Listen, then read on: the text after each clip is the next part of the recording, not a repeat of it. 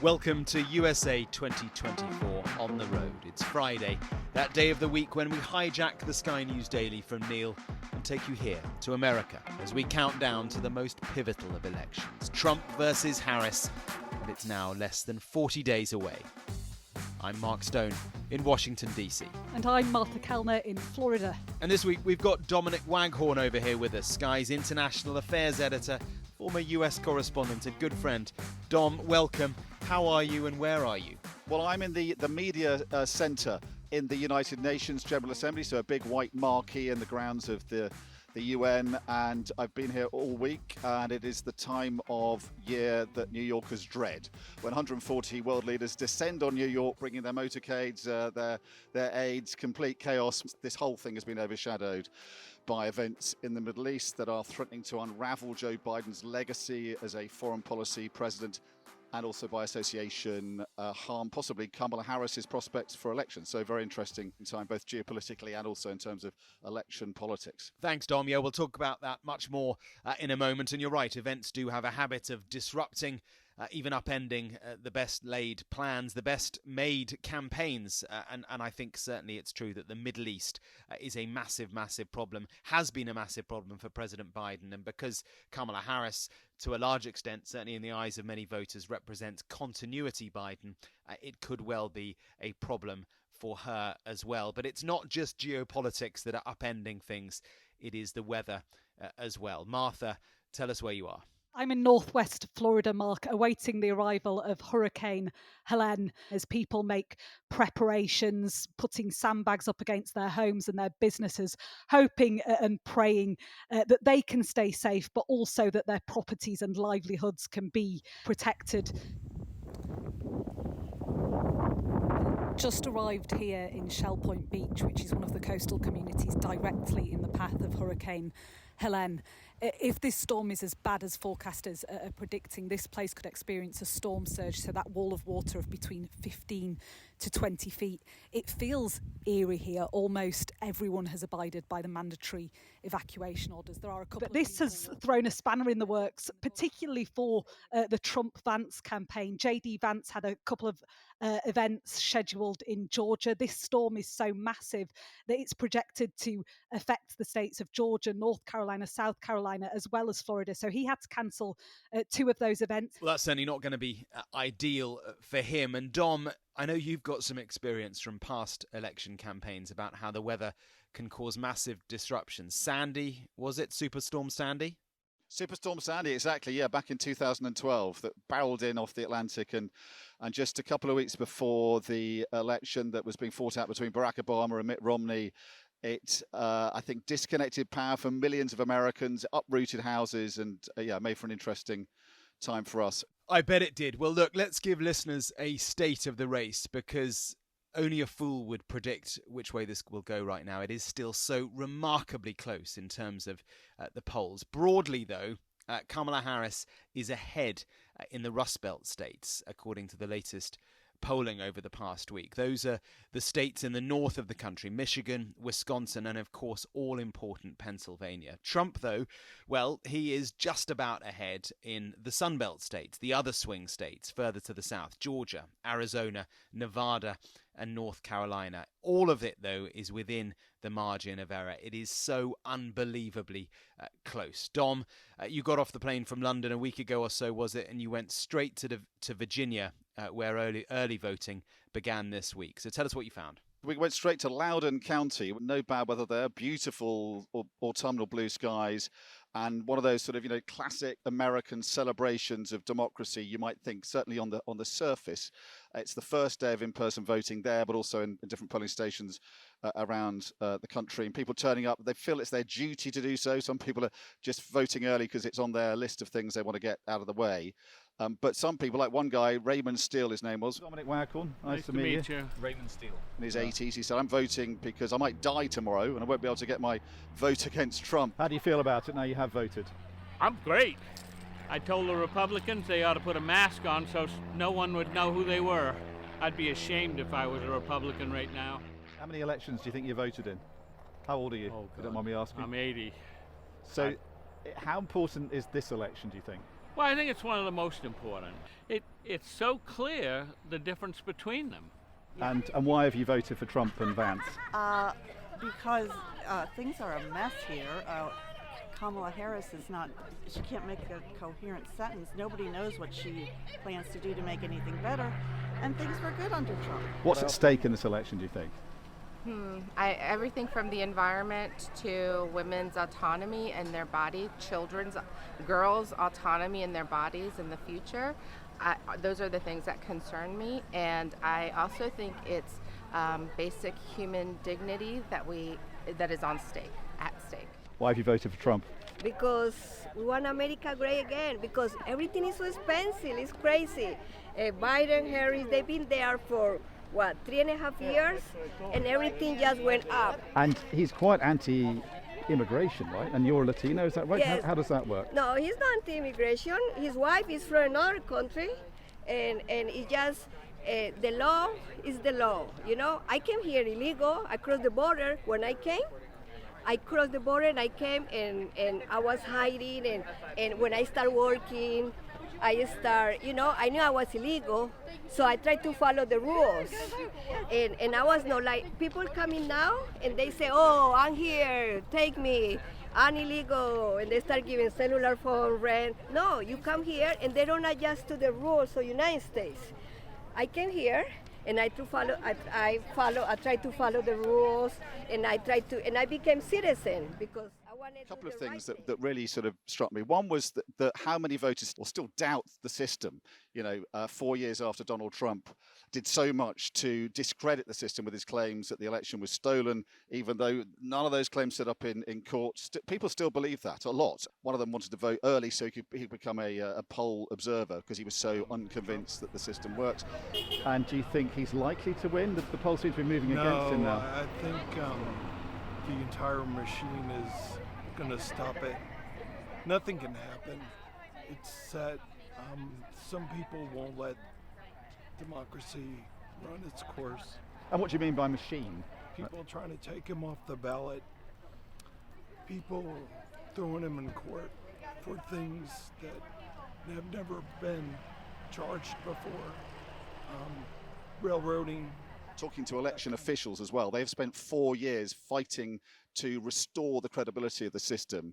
I think it's been quite demoralizing for them, and they still feel they haven't finished that job. And the other thing that really struck me was how much the economy is so central to this election.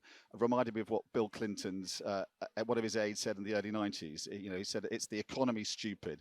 And one voter after another said that life is just too unaffordable. They're paying too much for their groceries. And they kind of disregard everything that Trump has said and the fact that he's a convicted felon. What matters to them is the economy. And I think that's something that he's going to be making the most of.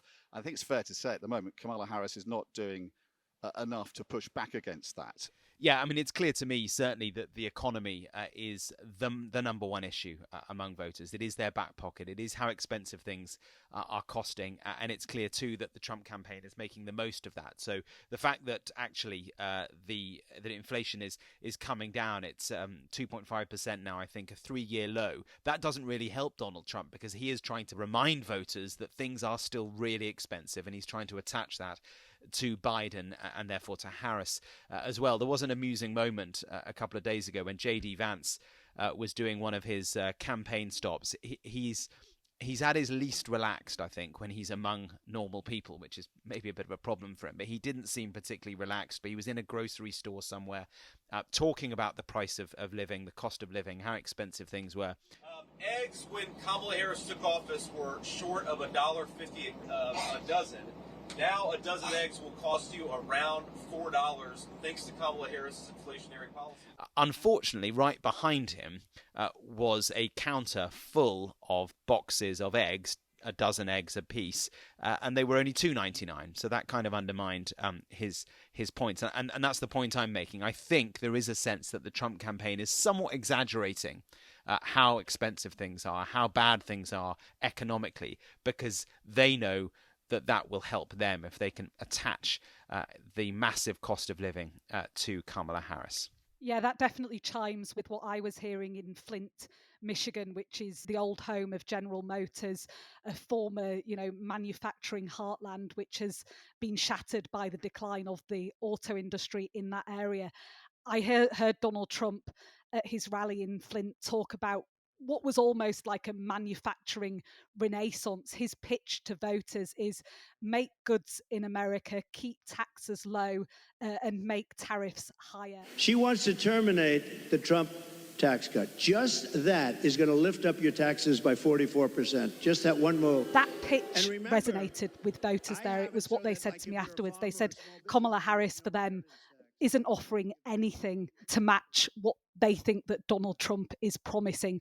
Obviously, whether it actually would happen in a Donald Trump presidency is another question entirely. Yes, that's why it's tricky for Harris, because she needs to separate herself from President Biden, present herself as fresh, as new as the future, and yet she is wholly associated with the Biden presidency. She's literally the vice president, and it feels to me, as I said, that the economy really is the most visceral issue in terms of the election. And of course, voters have short memories. They remember the past 4 years as being really, really tough, whether they blame that on Biden or not. It is their most recent history, and so that is a problem, I think, for Kamala Harris. And remember too that the polls suggest that more people trust Donald Trump with the economy than they do Kamala Harris. So that is tricky for the Harris campaign for sure. Look, we've got to talk about a man called Mark Robinson. There are mad moments pretty much every week in American politics. Mark Robinson provides us with the latest. Dom, tell us about him. So Mark Robinson is the Republican candidate for governor of North Carolina, which is a state that Republicans have been trying very hard to sort of conquer completely. He's a Trump-endorsed candidate, and he's had a kind of meteoric rise after he gave a speech about gun rights that went viral. You want to turn around and restrict my right, constitutional right that's spelled out in black and white. But he's a controversial man. And Donald Trump's support of him is controversial too. He's referred to him as Martin Luther King on steroids, which I think many black Americans have found quite offensive, actually. I said, I think you're better than Martin Luther King. I think you are Martin Luther King times 2.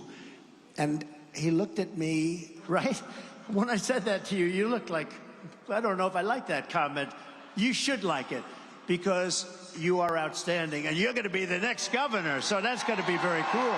But he was doing reasonably well, not sort of leading the polls, but he was doing all right. And then there was this bombshell report from CNN a couple of weeks ago or so, claiming that under a pseudonym a decade ago he had been posting on a pornography website message board calling for the return of slavery, amongst other things, in some of these messages, and calling himself a black Nazi. Now, we have to say he denies the claims, but even those within his own party who are distancing themselves from Mark Robinson have said he's got to prove it. He's got to come up with evidence proving that he wasn't responsible.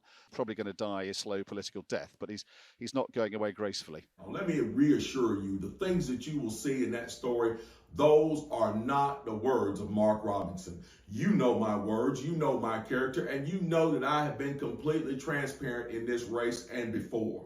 He's certainly not, and it is the most extraordinary story, the latest one. I mean, the phrase that really struck me was, beyond saying that he was calling himself a black Nazi, he was also saying that he kind of approved of slavery and wouldn't mind bringing it back and owning a couple himself. I mean, mad stuff that we should say he denies, and he says he's gonna take CNN to court. So we'll see how that goes. The reason, of course, it's all important. It goes back to the swing states. North Carolina is where Mark Robinson is for. It is suddenly a swing state since Kamala Harris took over from Joe Biden. And follow the money. If you look at where the Trump campaign is spending most of its money, the two states they're spending most of their money on, which shows you how important they are for him, or how important he thinks they are Pennsylvania and Georgia. He needs to win those two states. If he was to win Pennsylvania, Georgia, and hold North Carolina, then he would also almost certainly get the 270 electoral votes that he needs to win the presidency. So having a massive scandal in North Carolina with Mark Robinson is a problem for Donald Trump, and I think it will be worrying him for sure. Well, look, I think that's a good place to pause for a second. We'll be back in a moment with Martha in Florida. Martha, give us a sense of what you've been up to today. Yeah, well, a brief break from the election trail, Mark, but I'm quite literally in the eye of the storm at the moment, awaiting the arrival of Hurricane Helene, which is a major hurricane heading right for this part of Florida. People preparing. The election, I have to say, isn't at the forefront of many minds here. At the forefront of their minds is ensuring the safety of themselves, their family, and their property and businesses. But there are some tangential connections to politics here too. Well, we'll also have the latest on the latest assassination attempt on Donald Trump, and we will be people spotting at the UN. And also, I'm really keen, Dom, to hear your reflections from the America you knew when you were based here and the one you see now. Back in a moment.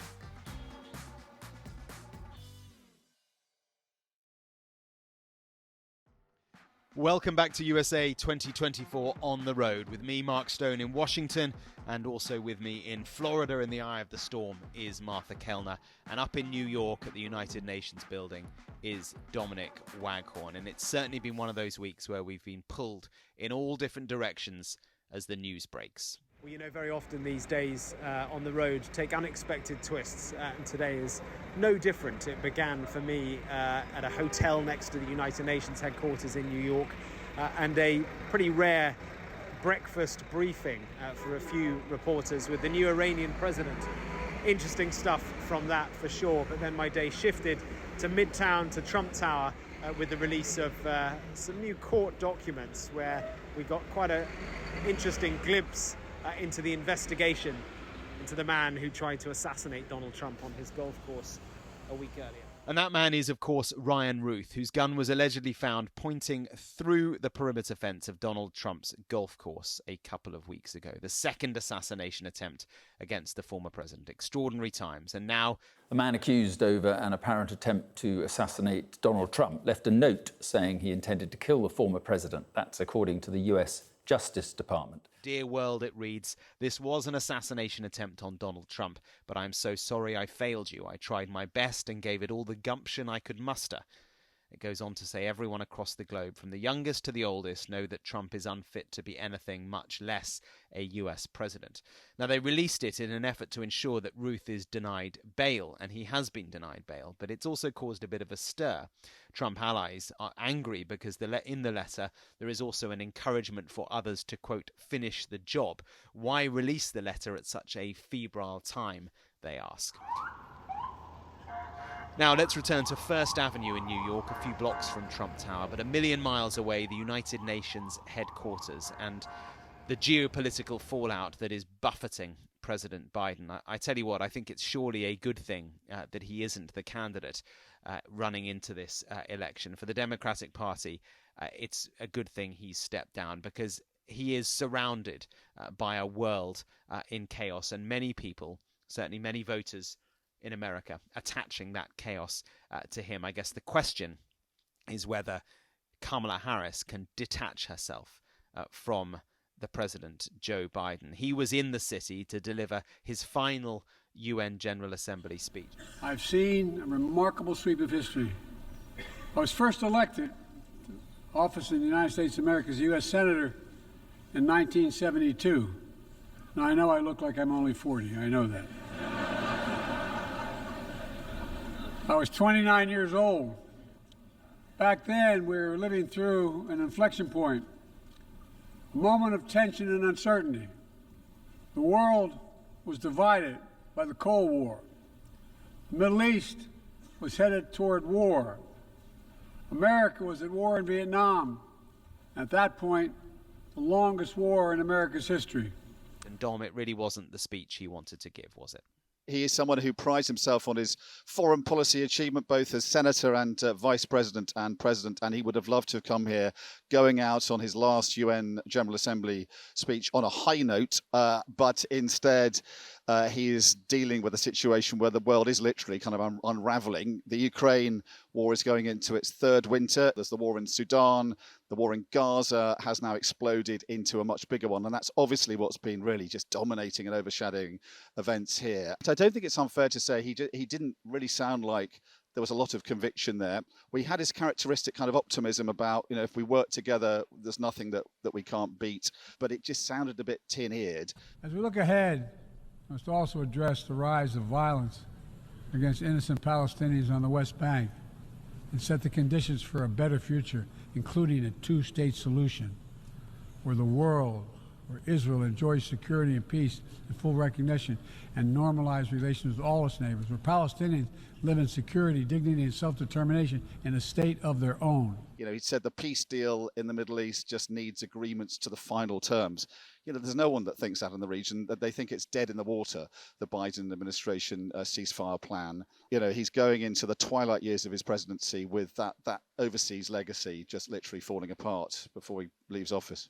We were talking before we started recording this about how some Americans remember the first Trump presidency as being kind of calm compared to the chaos geopolitically that has come since. They have, is it a nostalgia for the Trump years? Is it an amnesia for what was actually going on?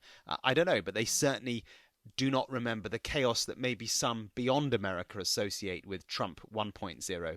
They remember it being calm because their most recent experiences have been chaos geopolitically, whether it be in Ukraine, Gaza, Afghanistan, elsewhere.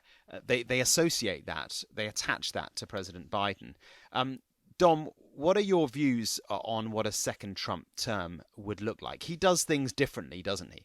Yeah, he's someone who thinks out of the box. He thinks laterally. He doesn't think in the way that the sort of foreign policy consensus would have him think in Washington. One example I always think about is when the Pentagon was advising him as to how to respond to an attack on Americans in the Middle East. They gave him a suite of options on the far sort of extreme version. They always give extreme versions to try and encourage presidents to choose the thing in the middle, we're told. On the far extreme version was taking out Qasem Soleimani, the most sort of prominent, the godfather, if you like, of Iranian terrorism in the minds of his critics, at least. And he sort of went, I think we'll do that. And his advisors sort of said, well, do we really want to do that, Mr. President? He said, yeah, absolutely. And that was a very unconventional, unorthodox decision, but actually restored America's power of deterrence when it came to Iran. And I think that's a fair claim that his supporters make. But with Ukraine, he has a very different attitude, which his allies are deeply concerned about. And the allies gathered here, I think, very concerned about the possibility that when he's elected, he will walk away from Ukraine. Russia will prevail there. The negotiations will happen pretty much on Moscow's terms. And I think the big concern also is about NATO, of course, because he's just not given NATO the full-throated support. I think there's a lot of concern about what that would mean for the world. But there are those also, I think, who think that he won't be as bad as he sounds like he will be. A lot of it is bluster and exaggeration. I think against that, you have to say people said that about the first time, that he would be moderated by going into the Oval Office, the people around him would control him, and that didn't necessarily happen. But I guess the difference this time is that there's a real question over who he is going to surround himself with. If you look at all those who served in his first presidency, so many of them fell out with him. They were fired, they quit, and now they've got very little good to say about him. We had one of them in the office today, John Bolton, former national security advisor under Trump. He's got nothing good to say about Donald Trump. Now, is that because he was fired by him, or is it because he saw the chaos going on inside the White House at the time? This time round, his rhetoric is darker. He's talking about not so much hope and change, but retribution and revenge. And yeah, he doesn't look like he's in the mood to be sort of surrounded by people who are going to restrict him and contain him. He's been there before. He's more likely to have sycophants and people who are going to give him what he wants and play to his worst excesses. And I know from allies, diplomats, Western diplomats speaking more privately, that is a big concern. Yeah, just as he was the elephant in the room during the NATO summit here in Washington a few months ago, Trump was, I think, the elephant in the room again in New York as well, because countries right around the world, their leaders, their diplomats wonder what direction America would go in if Harris wins and what direction it will go in if Trump wins. And you can be sure that diplomats from every country are trying to make inroads with both campaigns to find out who might be in their cabinets should they win, and to get as best intelligence they can about it all. But Unger Week, it's mad, absolutely mad, in terms of the motorcades squeezing their way through the traffic, the sirens, the armoured vehicles, the security guards with the bulges on the side of their waist as they walk around First, Second Avenue with their guns. It's a spectacle for sure. People watching is always fun as well, and we had a very bizarre moment at the beginning of the week. We were trying to find a quiet place to edit our piece, and we found a little bar bistro, not many people in it. Seemed like the perfect spot to sit down. There was only one man in the corner, and I thought we probably won't disturb him. And as we sat down and started editing, I caught his eye, and I saw who it was. It was former British Deputy Prime Minister and former Foreign Secretary Dominic Raab, lonesome in a bistro on a Monday on UN General Assembly Week. And a year, 2 years ago, he'd have been at the very heart of the United Nations, at the very heart of British diplomacy.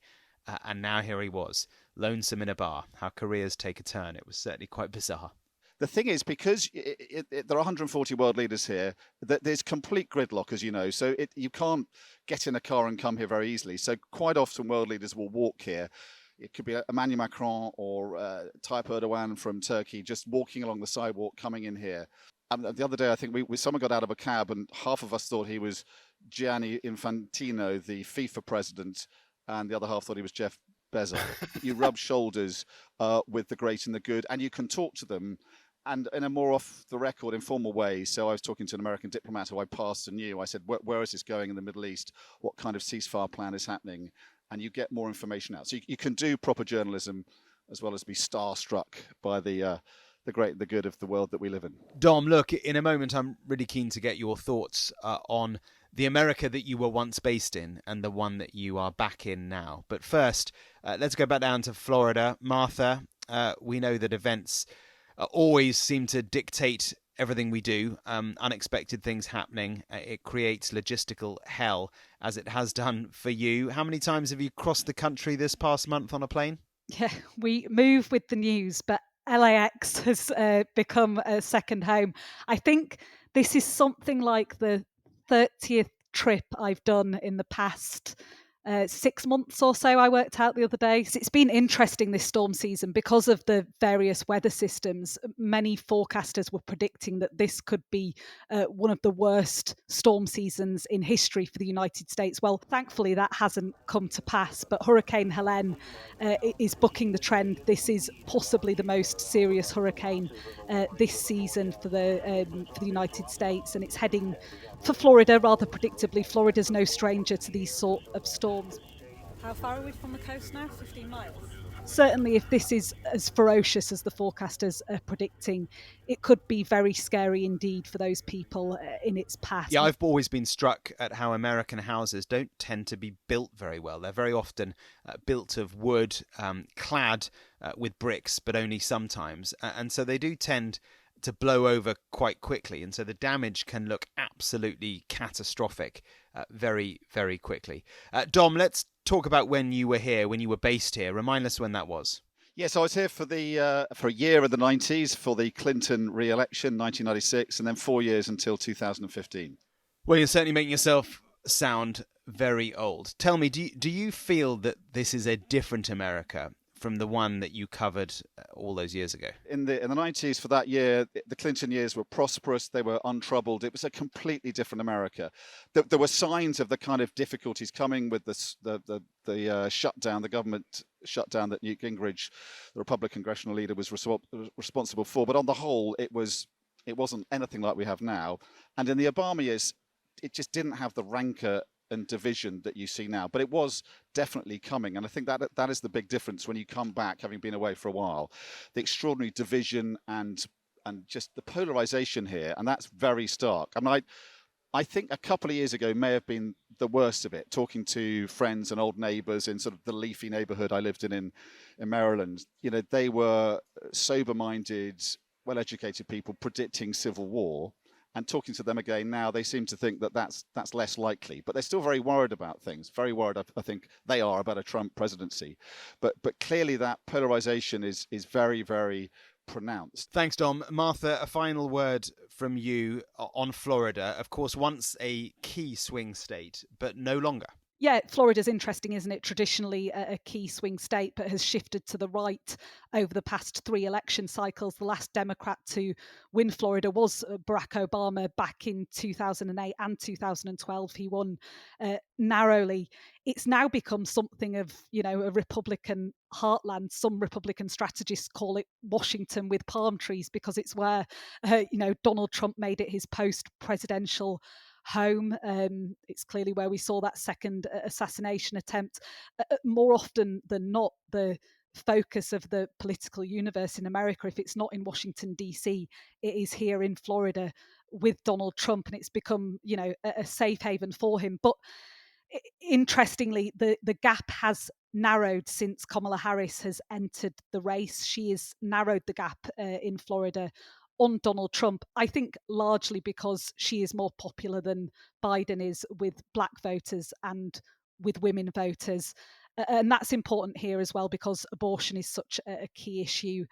Florida has this incredibly restrictive 6-week abortion ban, and that is something that Kamala Harris is campaigning on. We've talked to a couple of people here, actually, who are sort of on the Democratic side of things, and they reckon that the fact that you can't get insurance now, and it's not just Florida, is it? It's in Oklahoma and other places affected by climate change, means that you can't get a mortgage, you can't sell your house. Your house is sort of effectively worthless. That affects the taxable rate of your house, and so local authorities are facing sort of revenue crises. But I'm intrigued as to who that helps. Does that help the Democrats, who are making a lot about climate change and would say Donald Trump is a climate change skeptic, or does it just sort of fuel an anger about the elites running things and the sort of vested interests of the insurance industry in Washington? I think it's actually the latter. I think it fuels this hate of the elites.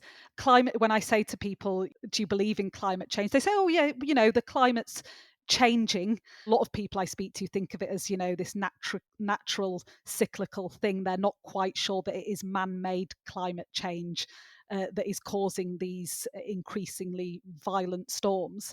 I suspect it won't play that much into this election, because I don't think it's suddenly going to make people vote Democrat because they take climate change more seriously. I don't think that's happening in Florida.